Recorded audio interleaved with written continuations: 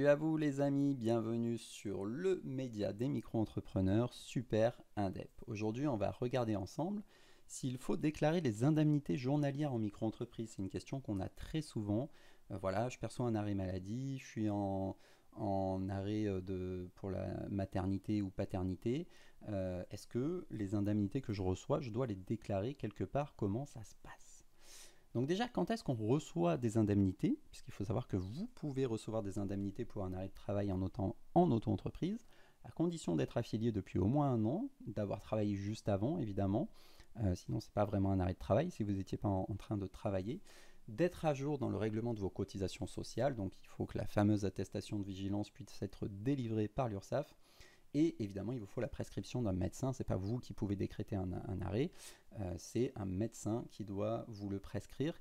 Et attention, la plupart du temps, vous avez un délai de carence d'au moins 3 jours pour ce qui est des indemnités journalières en micro-entreprise.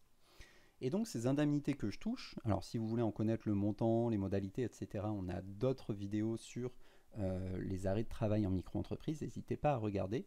Mais concrètement, cet argent que vous recevez, il ne doit pas être déclaré, tout simplement. C'est une compensation que vous recevez, et il faut bien comprendre que c'est propre à la micro-entreprise. En fait, comme vous ne pouvez pas déduire vos frais, vous n'avez pas non plus besoin de déclarer ce type d'indemnité.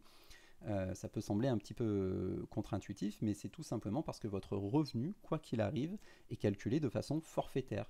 Donc ça a des inconvénients, notamment le fait que vous ne pouvez pas déduire vos frais au réel, mais ça a des avantages comme celui-ci, qui est que en fait, si vous recevez des sources de revenus externes liées à des arrêts de travail, vous n'avez pas non plus besoin de les ajouter à votre revenu, puisque de toute façon, votre revenu reste un calcul forfaitaire dans tous les cas.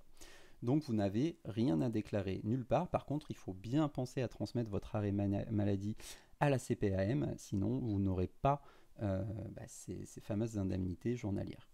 Donc vous n'avez pas besoin de déclarer ni à l'URSSAF ni aux impôts, pas besoin de vous poser la question là-dessus. C'est ce que je voulais vous dire cette semaine. J'espère que ça vous aura rendu service si vous vous posiez la question. Si c'est le cas, n'hésitez pas à me laisser un petit like. Et moi je vous dis à la semaine prochaine.